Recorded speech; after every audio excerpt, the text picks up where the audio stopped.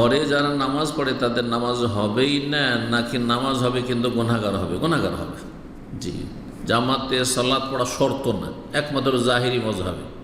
জাহিরি মজহাবে জামাতে সালাত পড়া শর্ত, আর শর্ত না থাকলে মশরুত হবে না, অর্থাৎ যখন শর্ত পুরা করে জামাতে পড়লেন না তখন নামাজ হবে না তাদের মতো।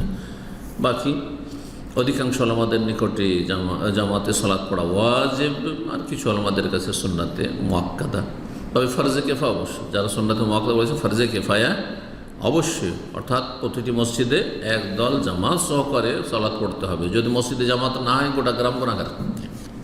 বলছেন আসসালামু আলাইকুম শেখ ওয়ালিদুল্লাহ, যারা টিভিতে বিভিন্ন অভিনয় করে তাদের নিয়ে অনেক সময় জাহান্নাম নিয়ে খারাপ চিন্তা ভাবনা আসে। আরে আপনার চিন্তা করুন, টিভিতে অভিনয় করলে শুধু জাহান্নামী, আর বেনামাজি ওর চেয়ে বড় জাহান্নামী, মুশরিক মাজার পূজার ওর চেয়ে বড় জাহান্নামী, বিদাতিরা যারা অহরহ বিদাত করে বড় জাহান্নামী, ধর্মকর্ম মনে করে। যে অভিনয় করে সে তো সেটাকে পাপী মনে করে, সেটাকে মনে করে না যে এটা মিলাদুন্নবীর মতো সওয়াবের কাজ, হ্যাঁ শবে বরাতের মতো, হ্যাঁ সওয়াবের কাজ, হ্যাঁ, আর সেটাকে মনে করেন যে কুলখানির মতো সওয়াবের কাজ, ফাতেহা খানির মতো সওয়াবের কাজ।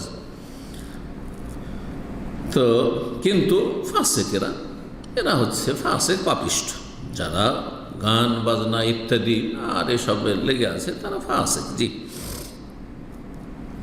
তারা জান্নাতে যাবে না এসব মনে হয়। আপনি নিজের চিন্তা করুন। কু আনফুসাকুম আহলিকুম নারা, সূরা আন-নাহল বলছেন নিজেকে রক্ষা কর, নিজের পরিবারকে রক্ষা কর, তারপরে দেশের এসব পাপীদেরকে রক্ষা করার চেষ্টা করো জাহান্নামের আগুন থেকে, তাদেরকে দাওয়াত দেন। আল্লাহ পাক ভালো জানেন কে জান্নাতে যাবে কে জাহান্নামে যাবে, আপনি নিজের চিন্তা করেন। জি, মনের মধ্যে এই ধরনের ওয়াসওয়াসা আসলে কি করব? তওবা করবেন, আর আলাইকা বিনাফসিক, নিজের থেকে শুরু করবেন, নিজের চরকায় তেল দিবেন।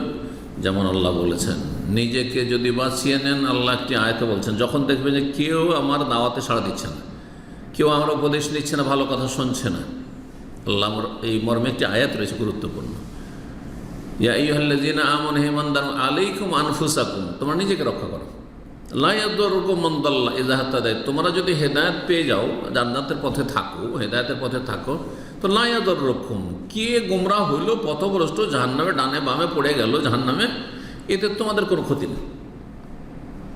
কিন্তু আপনাকে চেষ্টা রাখতে হবে। আমি দাওয়াত দিলাম, কেউ কবুল করছে না, গোটা বিল্ডিং একটাও কেউ নামাজ পড়ে না, আর তাদেরকে আমি ভালোবাসাতে মাঝে মধ্যে দাওয়াত দিই, কিন্তু আর শোনে না, থামার তাতে কি? কিছুই না, কিছুই হবে না। আবার লা ইয়াদুরকুম মান দাল্লা ইযা হাতাদাইতুম, তোমরা নিজেরা যদি হেদায়েতে থাকো, তা কে গোমরাহ হলো, কে জাহান্নামে গেল, তাতে কোনো তোমাদের লোকসান নেই, আল্লাহ বলছেন লা ইয়াদুরকুম। জি, আল্লাহ বুঝার তৌফিক দান করেন, ভালো আমলের তৌফিক দান করেন, নিজের নিয়ে চিন্তা করার তৌফিক দান করেন, নিজের নিয়ে ব্যস্ত থাকার তৌফিক দান করেন, দিন দুনিয়া আল্লাহ আমাদের ভালো করুন। সুবহান রাব্বিকা রব্বিল ইজ্জাতি আম্মা ইয়াসিফুন ওয়া সালামুন আলাল মুরসালিন ওয়ালহামদুলিল্লাহি রাব্বিল আলামিন।